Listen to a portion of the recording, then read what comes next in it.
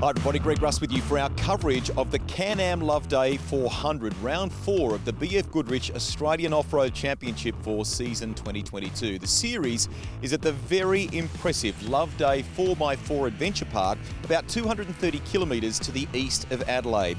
It's been a big few weeks for our crews as well. Just over a month ago, we saw the action unfold at an unforgettable Tats Fink Desert Race, one of the most unforgiving events on the off-road calendar.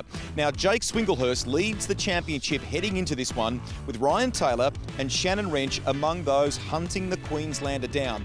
And in the battle for the King Chrome Side-by-Side Championship, Greg Campbell leads the way there after a strong start to 2022. It is going to be tricky, it is going to be challenging, but we cannot wait. This is the Can-Am Loveday 400. The Can-Am Loveday 400 has a different format to the usual AORC events, with crews to complete 10 laps of a 41-kilometre course broken up into 6 sections. Spread across the 4x4 Loveday Adventure Park east of Adelaide, the start and finish lines sit right in front of the Loveday Tavern. There, spectators are treated to a view of much of the track. The course itself features a mix of all the key elements to off-road racing, including long, fast straights, slow, tight corners, tricky berms, and plenty of whoops to keep all crews on their toes. Excited. 3 years we've been waiting for this to show the off-road racers our place. A lot of them saying, yeah, it's a driver's track, and that's what we designed anyway, a driver's track. People, hopefully, once they see what's here, they come back, and want to buy some wine and some of the produce that they have in the area. It's awesome to bring people from all corners of Australia to here. With a record field of 75 cars, it's an event that offers a mighty challenge across all classes that is sure to catch out even the best in the business. 3 rounds in, the 2022 BF Goodrich AORC season has already seen multiple contenders stake their claim at the top of the standings. Siblings Jake and Kate Swinglehurst are the current frontrunners after Fink, with Jake making the switch to a pro buggy with plenty of pedigree. Yeah, it's obviously got great pedigree coming from Shannon Wrench. She's 9-time Australian champ. We want to put the number 1 back on it. We just want to get it back up to where it belongs. Absolutely, it's so great to be in the number 1 car, I suppose. So it's really fun. Try not to let the pressure get to us too much, but we're just taking it race by race, seeing how we go and keeping our fingers crossed that it all goes well. Season so far has been a big learning curve. Jumping out of the Can-Am into the pro buggy, it's something completely different experience, and yeah, just taking it each race as it comes. I think at this stage we want that number 1, we want that win, but the championship would be amazing. Obviously, to win the national championship would be awesome. Got 3 races to do it in, so we're aiming for that number 1. To win the championship for the year would be huge. The amount of time that goes into this race car would be good to repay back everyone. A lot of the time races are won in the shed. There's hours and hours and hours, late nights that go into prepping this race car between races. We've only got 5 weeks between races, so there's a lot of time that goes into the car, and it's the way it is to be able to race and be at the front. With a new challenge awaiting the 75-strong field, a shortened 7-kilometre track sets the scene for Prologue, ultimately determining the starting order for the weekend. With 10 passes through the course to come, the track will likely degrade lap after lap, meaning a dust-free run could be critical to success. Setting the benchmark early were South Australians Mel and Liam Brandle, with a competitive time of 4 minutes and 11 seconds.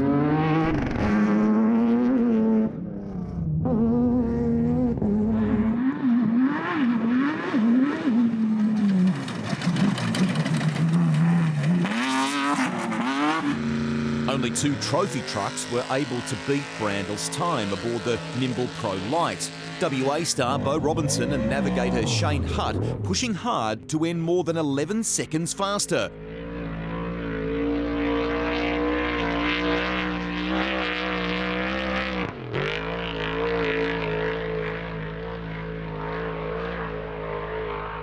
While locals Brad and Paris Gallard eclipsed Brandle's initial benchmark by 6 seconds.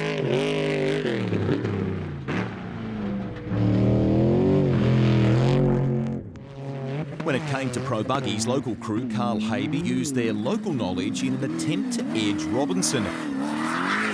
But it was Advantage Trophy Truck, with 4 seconds splitting Robinson and Havey's buggy. 9-time Australian champions Shannon and Ian Wrench were also quick, but couldn't top either Robinson or Havey. Frustratingly close, Wrench was only 2/100ths down on Havey's time.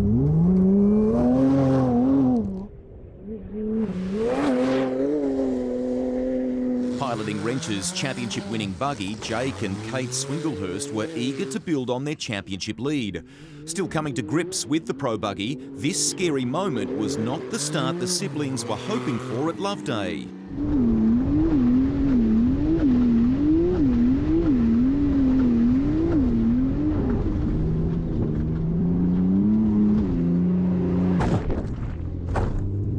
Ran out a bit of talent running through those whoops. I've never put the big car over, so it was a little bit scary. Just coming down that back straight of whoops and the back just stepped out and just couldn't save it. We nearly saved it, but yeah, just went over that one last time.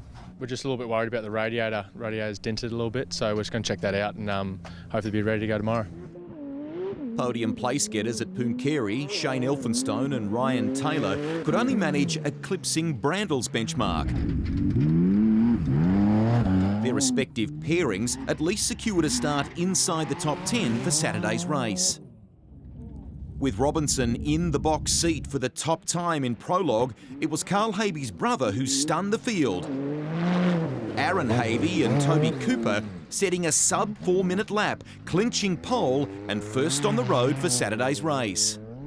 Yeah, it feels pretty awesome actually. There's a little bit of a scare before Prologue. We had a dowel pin let go on the camshaft, but the boys sorted it out pretty quickly, and I'm actually still amazed really. It feels pretty awesome to be out here having a go with these, some of the top teams in Australia. So definitely, it keeps you trying pretty hard. It's good. We can never get any clean air. I don't know what's going on, but no, the boys out here, obviously the Havey boys are from around here and they've won out here before, so good on them. But yeah, we're sandwiched between the two brothers, so it'll be on for young and old tomorrow. So the nimble Pro Buggies starting out as early event favourites, making up 6 of the top 10. Bo Robinson was the fastest of the non-buggies, splitting the 2 Havey brothers, while Pro Light driver Mel Brandle eventually settled for 8th place, just 1/10 ahead of class rivals Simon Tucker. In the King Chrome side-by-side, St George winner Phil Lovett took out the top spot. James Cook was the next best, a further 2.5 seconds adrift. Grant Winter and Taya Peak were the best South Aussies, 5th in class.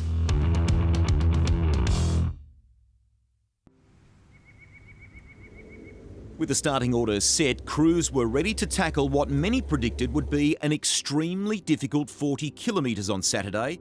3 sections, a total of 5 laps lay in wait. A bit nervous actually, so we're looking forward to a good race though. Yeah, the field's going to be close. We don't usually race this close together, being 30 seconds apart, so hopefully we can go forward a bit. Probably just keep it clean and fast really, so nearly everyone that's in front of me knows the track a lot better than what I do, so we'll just follow some dust and see what happens. Yeah, we'll go and try and make advantage of the track while it's smooth. I think it's going to get pretty rough by the end of the weekend, so yeah, looking forward to it. Yeah, no, perfect condition, nice bit of breeze, so should be a good time. With the Can-Am Loveday 400 now underway, top seed Aaron Havey had the honour of leading the field for the opening section. A dust-free run, the reward for his speed in Prologue.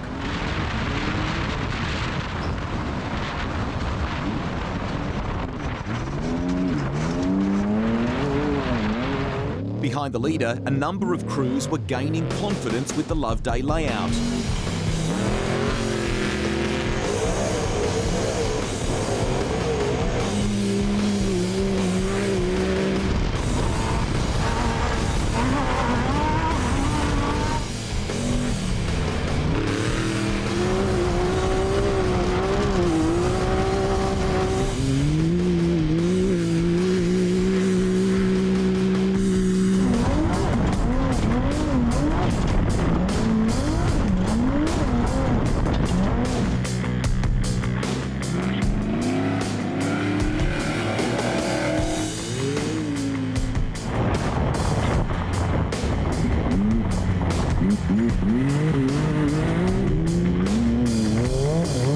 The battle for second was close, with Pooncarie winner Ryan Taylor jumping up 4 positions to sit just ahead of Shannon Wrench.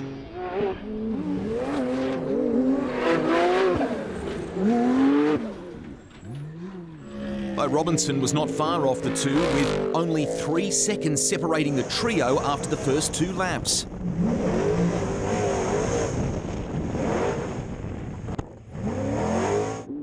While Aaron Habey rocked the field with a 2-minute lead after 2 laps, it was brother Carl that became the first high-profile retirement.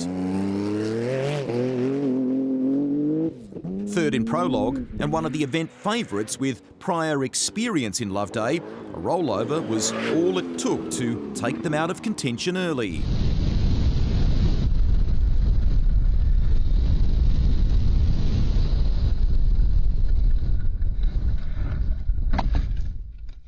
We just come into a corner a little bit too hot and slipped to the outside, hit the bank and over we went, so it was sort of driver error basically. And I knew this corner was going to be tricky, so I should have just backed off a bit more. So. Habey wasn't the only contender out early. West Aussie Shane Elphinstone was hoping to bounce back after a tough run at Fink. Loveday wasn't any better. Gearbox issues ending his weekend. The gearbox has let us down this time, so something weird, missed a gear and that did 4th gear, and which sort of happens every now and again, and then from there it was running through from 3rd to 5th, and then when 5th went, that was the end of it. So. In the early stages, the course was proving hard to handle for many crews, even those who managed to stay on track.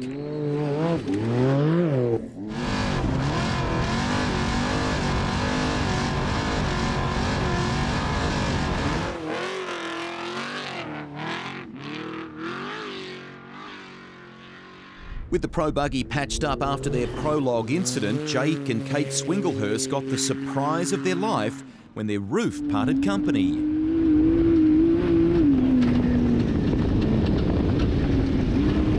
We was just starting the second lap and we're going down the straight, and all of a sudden roof comes off, so it's only cosmetic, we can get that fixed, it's mainly power steering. Ali Howes and Sarah Corrigan also arrived hot in one of the berms.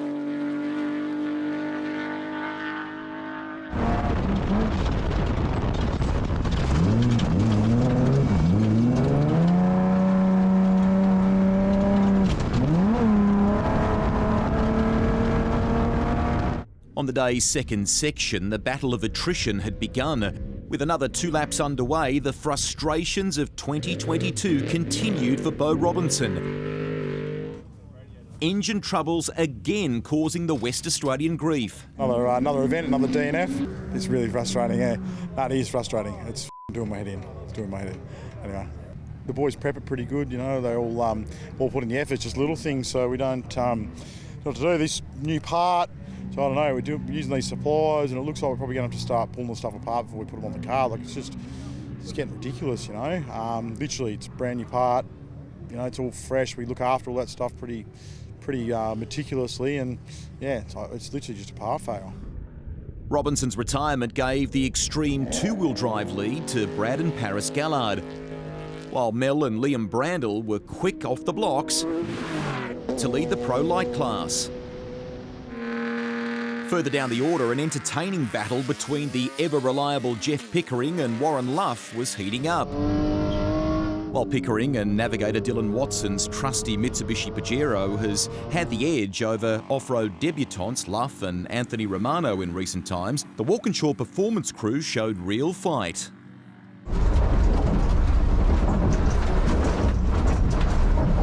In Kinkrome's side-by-side, Prologue winners Phil Lovett and Luke Stanley suffered a blown belt, which blew away their hard-earned lead.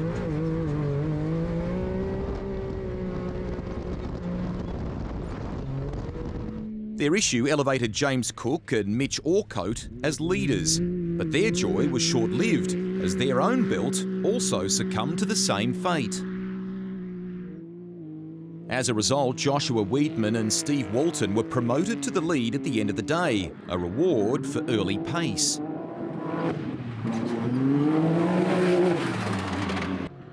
Glenn Ackroyd and Michael Price were not far behind in second place.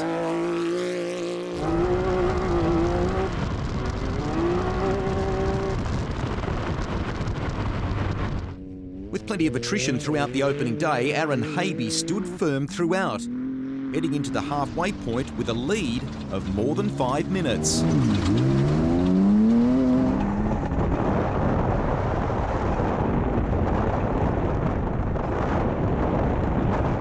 So with 5 laps run, this is how the order stands. Aaron and daughter Chelsea Haby go into Sunday fastest of all competitors, with a clean sweep of victories across all 3 sections. That's pretty awesome. I just cannot believe it, actually. So car went faultless today, no issues, and yeah, it's loving that rough stuff. It's just got to keep it in front, you know. It's like you just got to make out that they're all chasing you down. Just keep it going hard. So yeah, there's got no other choice really. The 2-car battle for second place sits in favour of Shannon Wrench, 30 seconds ahead of Ryan Taylor.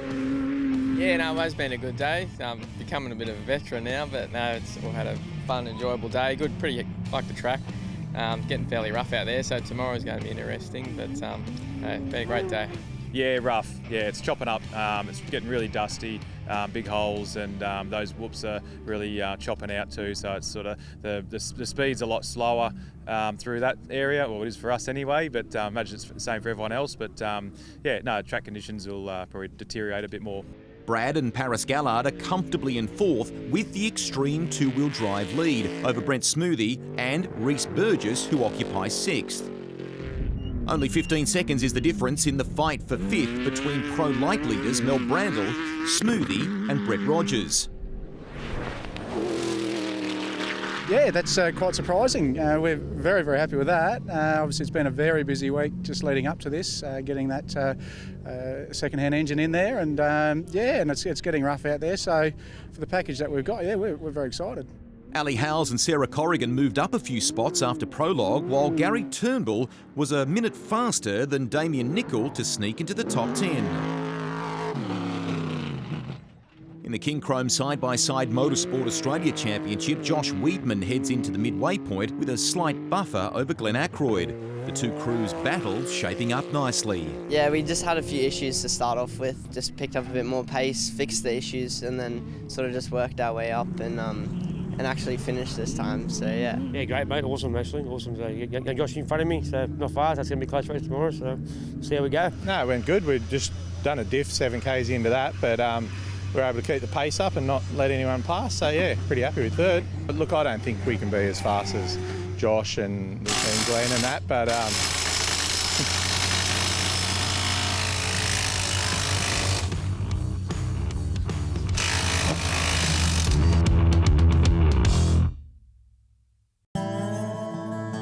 Located alongside the Murray River and within the Riverland Winery region, Loveday is famous for the Loveday 4x4 Adventure Park. Complete with jet skiing, buggy riding and the iconic Loveday Tavern, the popular holiday location is home to the BF Goodrich Motorsport Australia Off-Road Championship for the 4th round of the 2022 season.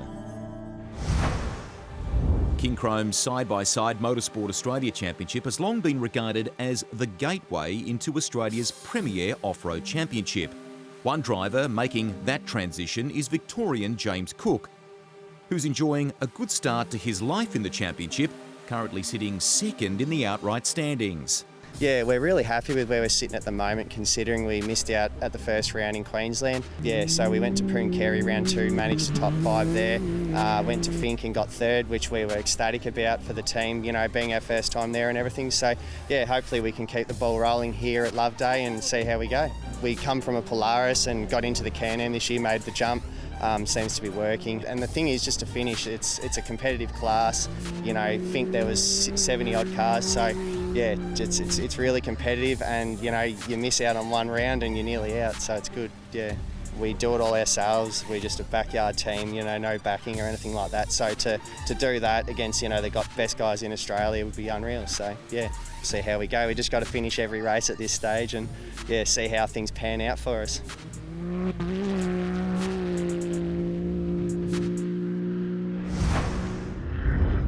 Another 5 laps await competitors on Sunday, and with rain predicted across the day, there were plenty of nerves in the paddock.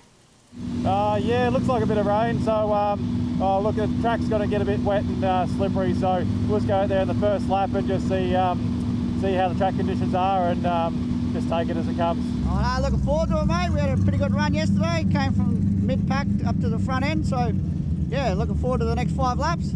I think it's going to be okay. Just got to drive some conditions and just keep it safe and have a bit of fun. Current leaders Aaron and Chelsea Habe were unfazed by what the weather gods had to offer, again victorious in the morning's 2 sections to build on an already impressive lead.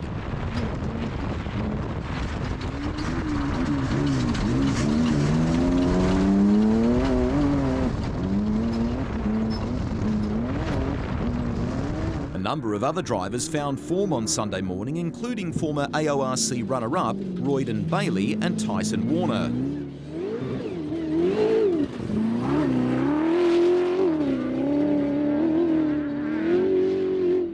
Current championship leaders Jake and Kate Swinglehurst strung together 2 top 5 section results, recovering from a horror opening day.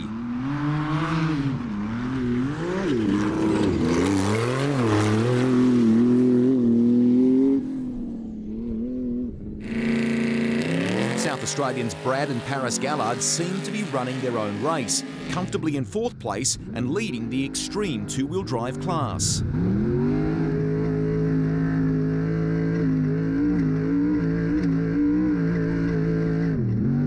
Behind them, the battle for 5th was heating up. Pro Light leaders Mel and Liam Brandle ahead of title contenders Brent Smoothie and Reece Burgess, but there wasn't much in it.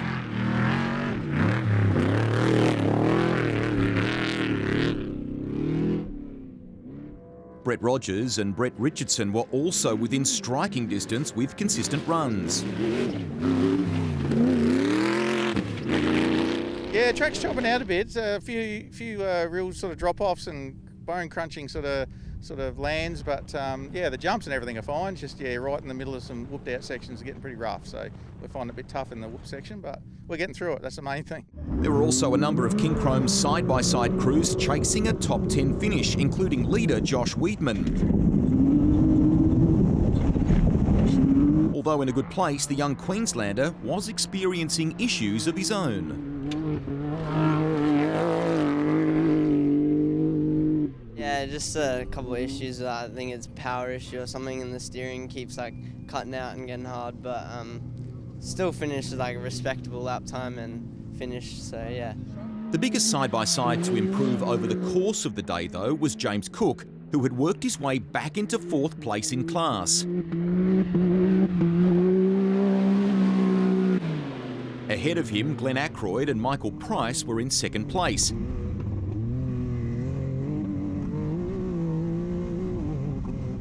And Glenn Brinkman, who was enjoying one of his finest AORC performances alongside Dale Moscott, sat in 3rd.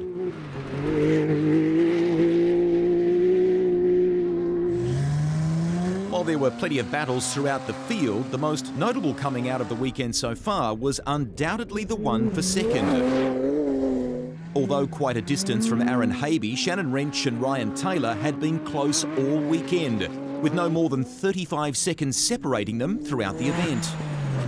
A huge lap on Section 4 from Ryan Taylor saw him reduce the gap to within 20 seconds. However, Wrench extended his lead back to 30 seconds on the next section, with just 2 laps to go, setting up a grandstand finish between the two.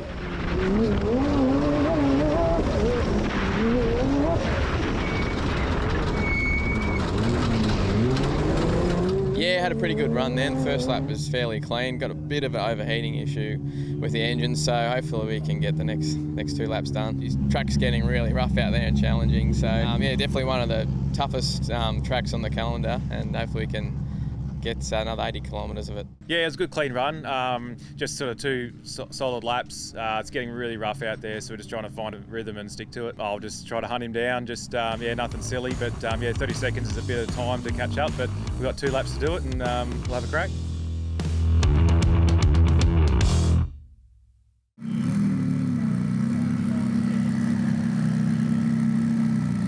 After 8 challenging laps, only 80 kilometres remained in the final section of the Can-Am Loveday 400. Leaving the start line first was undisputed race leader Aaron Habe, who was only 2 laps away from a breakthrough national victory.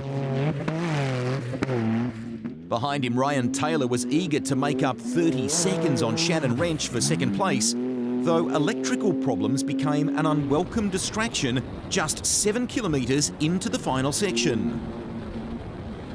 Although Taylor eventually rejoined the race, 20 minutes was lost and his podium hopes were dashed. Just got out not far off the start and the thing just died. So lost all power, car stopped. It started again, so I thought, oh, maybe it's a little electrical issue, obviously, but then we got another 100 metres down the road and the thing just went blank. So. Benefiting from the Pro Buggy's electrical gremlins were Brad and Paris Gallard, promoted to a potential podium finish.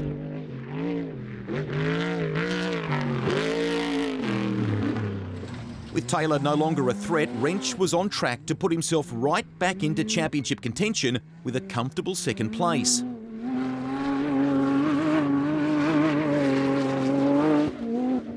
However, on the final lap of the course, his title hopes were dashed. The same overheating issue heading into the final break proved all too much for the Jimco Pro Buggy. We were having trouble today with the engine overheating, and we thought we hoped to took a bit of a gamble to the final 2 laps. One lap was okay, but the second one, engine was getting too hot, and it had enough. So yeah, unfortunately that was it. Yeah, so close but so far. So yeah, go home and assess the damage and go from there.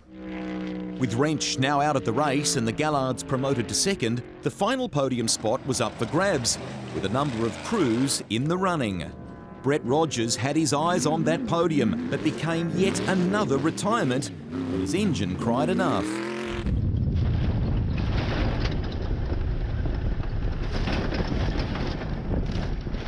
Yeah, had a bit of bad luck on lap 9. Timing chain broke, I reckon. So it stopped all of a sudden and it just died. So couldn't get oil pressure. So yeah, that was our day done.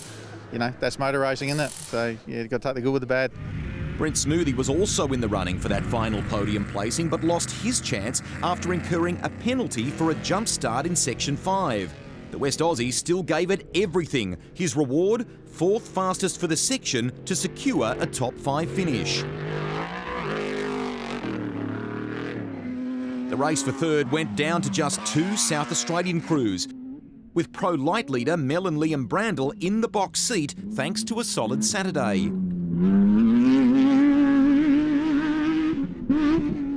Starting the final section almost a minute behind the Brandles, Gary Turnbull's blistering first lap on that final section saw him halve the 50-second deficit to Brandle.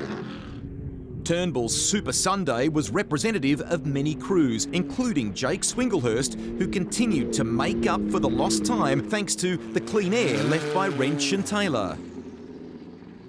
King Chrome side-by-side rookie James Cook was another to enjoy a strong recovery in the event's final section, going quickest of the side-by-side pros across both laps. Side-by-side leader Joshua Weedman was nursing his troubling side-by-side, the youngster maturely focused on winning the round over any race heroics.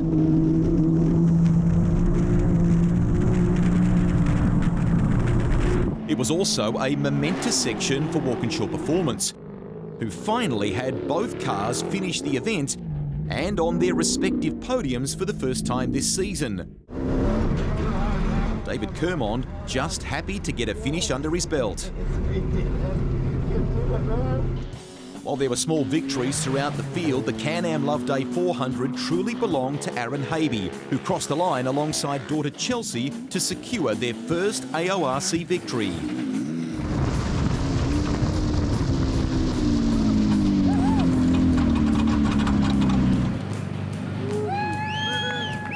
Yeah, wow, how good does that feel? It feels pretty awesome. It's been a very proud moment for the team. The cars we built in Australia, it's been an absolutely brilliant effort for all of us. With my daughter as well, it's fantastic, so yeah, great. Almost 12 minutes behind the Habeys were Brad and Paris Gallard in extreme two-wheel drive. Yeah, we're stoked. We just stayed consistent. Unfortunately, Ryan and Shannon in the last couple of laps, they had to drop out, but hand us the second place pretty much. We're stoked with it. It was a great event here. It was a bit of everything, a little bit of showers of rain and a bit of mix of dust and mud and the whole bit, so it was very interesting. Gary Turnbull's last lap heroics saw him finish more than a minute ahead of Brandle, a welcome return for his first AORC podium in 30 years. and his first alongside daughter Tamara. Well, it was a surprise, yeah. We went into the last section at 7th position, I think. We thought, well, we want to get in the top 10 and we'll just try and stay where we are. And yeah, a fair few dropped out in the last lap and ended up with third. It's great. Turnbull's finish also confirmed a unique podium, which saw all three crews made up of South Australian father-daughter combinations, a fitting tribute to the AORC's family mantra. Feels bloody good. I haven't done that before, and so it's really, really nice to be in with Dad this weekend. He's such a good driver. I love it. So much fun. But as soon as we got to that last jump, I was like, we've got this. I'm pumped. I'm so happy about it. Just waiting for him to give me the driver's seat though. No, we're so excited. This was the first year that we've decided to string the whole national round together, and so we did pretty well in the first two and then didn't manage to finish Fink, but very happy to get round 4 under the belt on the podium. It's amazing. As for the King Chrome side-by-side Motorsport Australia Championship, Weidman ended up holding on for not only his first class victory, but also his first official event finish, nursing his Can-Am to the finish line almost 2 minutes ahead of Glenn Ackroyd and Michael Price. James Cook and Mitch Orcote rounded out the side-by-side pro podium. Yeah, I feel good. It's been a long time coming, so finally had a run where we didn't break down and actually finished one, so yeah, it's good. That last lap was one of the slowest laps ever, just babying at home and trying to finish, so we didn't break anything, so I'm happy. Oh mate, it's awesome, absolutely awesome. Yeah, we had a good run from the go. Prologue, we had a good Prologue third, so yeah, had a good run yesterday, a few drums this morning, but no, it's good. Yeah, we're really happy with the outcome. Made up some good time in the third race today and got it on the box, so we're really happy with that. With Mel and Liam Brandle falling just short of an outright podium, victory in Pro Light was reward for their consistent weekend. The Brandles ahead of Ali Howes and Glenn Collis. Yeah, fantastic. We've had a really busy week leading up with this engine that we've had to put in. We've got that from a wrecker and had to bolt it up and get it in and get it tuned, and we've got here, and for it to turn out like this, yeah, couldn't dream of it. Yeah. The Gallards enjoyed the top step of the podium in extreme two-wheel drive, edging out Brent Smoothie and Brett Comiskey. Chris Pickett claimed performance two-wheel drive honours, completing all 10 laps to split David Kermond and Andy Maxwell. Warren Luff and Tony Romano finally edged out Jeff Pickering. Much needed relief for the Walkinshaw Performance crew looking to collect more laps. Yeah, look, it's so exciting. It's been a great weekend, all weekend, and the car's been faultless, so a massive thank you to everyone at Walkinshaw Performance. This program, at the start of the year, it was a very ambitious undertaking, and we never underestimated how difficult it was going to be, and so to reward everyone with a great result like this and to get both cars to the finish line today was certainly fantastic. In side-by-side sport, Eden Evans and Shannon Jennings got the better of John Weiss in their Polaris, with Connor Corrigan claiming Super 1650 and Ron Visser claiming Sports Light honours. For the full championship and class standings, make sure you head to aorc.com.au. Well, what a weekend. The championship fight is well and truly alive. It kept seesawing at the end there, didn't it? And lots of stories still to come with 2 rounds remaining in the championship. So why don't we take a look at the point standings for you after 4 fantastic rounds. Jake Swinglehurst still leads the way in the BF Goodrich Motorsport Australia Off-Road Championship, showing that once again, the importance of finishing, being consistent, is just so critical, even after a difficult start to his season. Ryan Taylor, another who earned valuable points this weekend, despite his struggles on Sunday. The team's ability to bring that buggy home, keep him in the fight, very important. Brent Smoothie still in contention, while Gary Turnbull's podium sees him sitting in the top 10.